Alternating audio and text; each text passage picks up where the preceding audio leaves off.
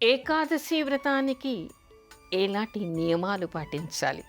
మనం ఇదివరకు కూడా గోపురంలో శుభమస్తులో ఏకాదశి వ్రతం చెప్పుకుంటున్నప్పుడు అనేక కోణాల్లో అనేక నియమాలు చెప్పుకున్నాం. ఇప్పుడు మనకి ధర్మసింధులో కనిపించేటువంటి నియమాలు ఏమిటో చూద్దాం. ఇక్కడ కనిపించేటువంటిది ఏమిటి అంటే ఏకాదశికి 3 రోజులు నియమాలు పాటించాలి. దశమి రోజు ఏకభుక్తం చేయాలి. అతిగా నీళ్లు తాగటం కానీ అతిగా భోజనం చేయటం కానీ పనికిరాదు. రాత్రిపూట భోజనం చేయకూడదు. దశమి రోజే సంకల్పించుకోవాలి. మళ్ళీ ద్వాదశి రోజు కూడా ఏకభుక్తమే చెయ్యాలి. ద్వాదశి రోజు కూడా రాత్రి భోజనం చేయకూడదు. ఏకాదశి రోజు అసలు భోజనం చేయకూడదు. అయితే ఇక్కడ చాలామందికి భోజనం అనగానే ఉపవసించటం అంటే అన్నం మానేయటం అని మాత్రమే అర్థమవుతోంది. అలా కాకుండా భగవన్నామం చేస్తూ భగవంతుడి ముందర ఉన్న భావన కలిగి ఉండాలి. అయితే ఇక్కడ కొన్ని నియమాలు ఉన్నాయి. ఆ నియమాలు కూడా ఏమిటి అంటే ఎవరెవరు ఎప్పుడు ఏ విధంగా చేయాలి అనేటువంటివి కూడా కనపడతాయి. అయితే చేసేటువంటి వాళ్ళు అసత్యం ఆడకూడదుట. ఆ తర్వాత పరాన్నం తినకూడదు.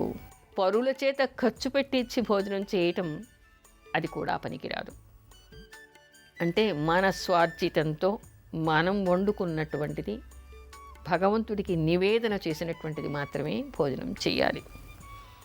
అయితే ఇక్కడ సడలింపులు అంటే ఎవరైనా అధికారికంగా ఆఫీస్ పని మీద ఎక్కడికైనా వెళ్ళినప్పుడు తినవలసి వచ్చినప్పుడు అక్కడ వాళ్ళు కొంత డబ్బును వెచ్చించి వాళ్ళకి ఇచ్చి ఆ తర్వాత మాత్రమే తింటూ ఉంటారు. కాబట్టి ఆ తినేదానికి అందులో కూడా సత్వమైనటువంటివి ఏరుకుని భగవన్నామం నారాయణ నామం చెప్పుకొని దాన్ని భుజించాలి.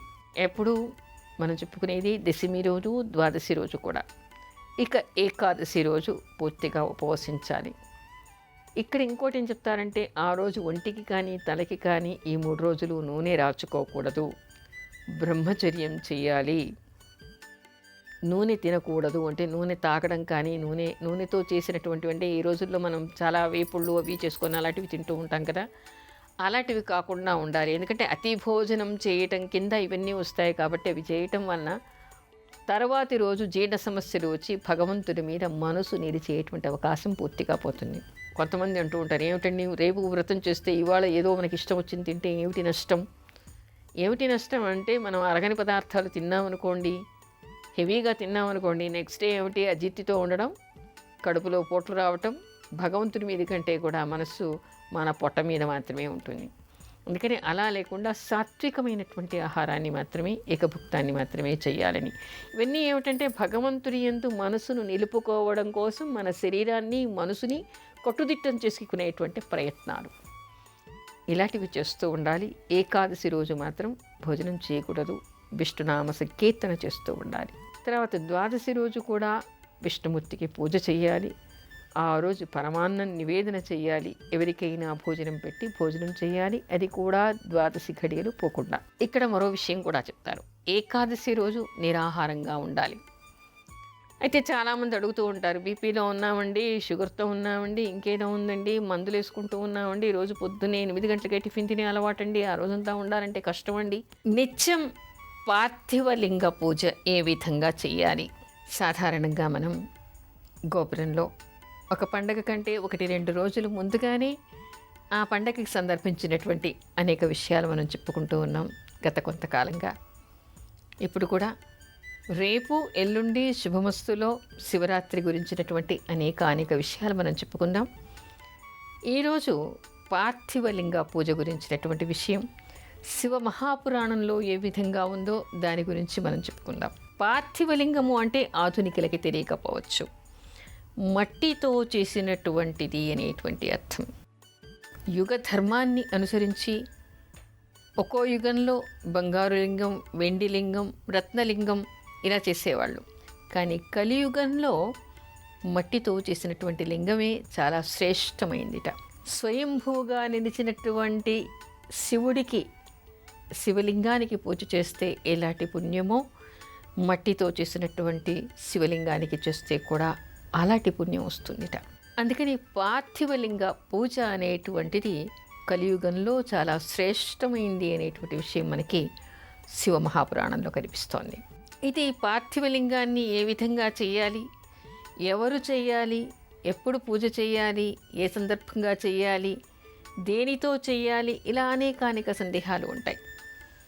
ఉన్నప్పుడు ఇక్కడ మనకి శివమహాపురాణంలో కనిపించే విషయం ఏమిటంటే, పార్థివలింగ పూజ చేయటం కోసం లింగాన్ని ముందు తయారు చేసుకోవాలి. ఎందుకంటే ఇంట్లో శివలింగం లేదండి, ఉందండి అనేటువంటిది ఇక్కడ మనకి సందర్భం కాదు. ఎందుకంటే ఇంట్లో శివలింగం ఉన్నప్పటికీ పార్థివలింగం అంటే మట్టితో చేసిందే కాబట్టి, మట్టితో చేసింది ఎప్పుడూ ఉండదు కాబట్టి, ఎప్పటికప్పుడు ఏ రోజుకు ఆ రోజు పూజా సమయంలో పార్థివలింగాన్ని తయారు చేసుకోవాలి. అలా పూజా సమయంలో పార్థివలింగాన్ని తయారు చేసుకోవడానికి కావలసింది ఏమిటి, లింగం దేనితో చేయాలి. పార్థివలింగం అంటేనే మట్టితో చేసేటువంటి లింగం. ఇది ఈ మట్టి ఎక్కడి నుంచి తేవాలి, నదిలో కూడా మనకి మామూలుగా వినాయకుడిని విగ్రహాన్ని తయారు చేస్తూ ఉంటాం కదా, అలా మట్టి, నదిలోని మట్టి 8 అంగుళాల లోతులో ఉన్నటువంటి మట్టిని తేవాలిట. స్నానాలు చేసే దగ్గర మన కాళ్ళ కింది మట్టిని తెచ్చి కాకుండా మధ్య భాగంలోకి, నది మధ్య భాగంలోకి వెళ్ళి 8 అంగుళాల లోతుగా ఉన్నటువంటిది అక్కడి మట్టిని తెచ్చుకోవాలిట. అలా నదిలోని కానీ లేదా ఏదైనా తీర్థాలు కూడా మనకి దేవస్థానాల్లో ఉంటూ ఉంటాయి. అలాంటి తీర్థం దగ్గర మట్టి కానీ, శివాలయంలో చెట్ల మధ్యలో ఉండేటువంటి మట్టి కానీ, మారేడు చెట్టు మొదటిలో ఉండేటువంటి మట్టి కానీ, తులసి చెట్టులో ఉండేటువంటి మట్టి కానీ, అంటే మొదట్లో ఉండేటువంటి మట్టి కానీ, ఉసిరి చెట్టు మొదట్లో ఉండేటువంటి మట్టిని కానీ తెచ్చుకోవచ్చు. పవిత్రమైనటువంటి స్థలం అయ్యి ఉండాలది. అక్కడ అందరూ కూడా మలమూత్ర విసర్జనలు చేసేటువంటి స్థలం నుంచి మట్టిని తెచ్చి మాత్రం ఎట్టి పరిస్థితుల్లో లింగాన్ని చేయకూడదు. అందరూ ఉమ్మి వేసేటువంటిది, చెత్త వేసేటువంటిది, అక్కడ మట్టి బాగుంది అనేటువంటివి మాత్రం తెచ్చుకోకూడదు. పవిత్రమైనటువంటిది, పూజకి అర్హమైనటువంటి మట్టిని మాత్రమే తెచ్చుకొని దాన్ని అరిచేతితో బాగా నలిచి దానిలో ఇసుక కానీ ఇంకేవి కానీ వ్యర్థ పదార్థాలు లేకుండా చూసి దానితో లింగాన్ని తయారు చేయాలి. అయితే ఈ లింగాన్ని తయారు చేయటానికి కూడా ఒక పద్ధతి చెప్తారు. అఖండము, ద్విఖండము అంటారు. అయితే స్థిరలింగాలు ఏవైతే ఉంటాయో, అంటే రాతితో చేసినవి కానీ మిగతా ఏవైనా వేటితో లోహాలతో చేసినటువంటివి కానీ లింగాలు ద్విఖండంగా ఉంటాయి. ద్విఖండం అంటే కింద పానవట్టం ఉండి పైన లింగం ఉంటూ ఉంటుంది. 2 భాగాలుగా అది మనకి కనిపిస్తూ ఉంటుంది. శివలింగం ఆ విధంగా ఉంటుంది కదా అని మట్టితో చేసేటువంటి లింగాన్ని ద్విఖండంగా చేయకూడదుట, అఖండంగానే ఉండాలి. అంటే కింద దానికి పానవట్టం అక్కరలేదు అనేటువంటి విషయం ఇక్కడ మనకి కనపడుతోంది. కేవలం లింగాకారంగా మట్టిని బాగా నిలిచేసి లింగాకారంగా చేయాలి. దానిలో పొగుళ్ళు కానీ, రాళ్ళు కానీ, మట్టి కానీ ఇంకా ఏవి కానీ ఉండకూడదు.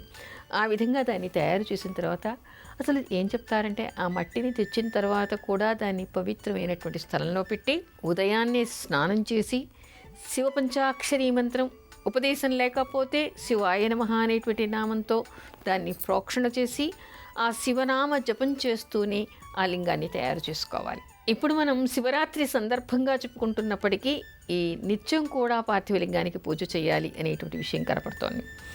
ఈ సమయంలో చెప్పుకోవడానికి కారణం ఏమిటంటే, నిత్యం చేయటానికే పనికొచ్చినటువంటి శివలింగం అందరికీ శివలింగాలు ఉండవు కాబట్టి, ఎల్లుండి మనకి శివరాత్రి వస్తుంది కాబట్టి ఈ విధంగా కూడా ప్రతి ఒక్కరూ చేసుకోవడానికి అనువుగా ఉంటుంది అనే ఉద్దేశంతో ఈరోజు మనం పార్థివలింగ పూజ గురించి చెప్పుకుంటూ ఉన్నాం.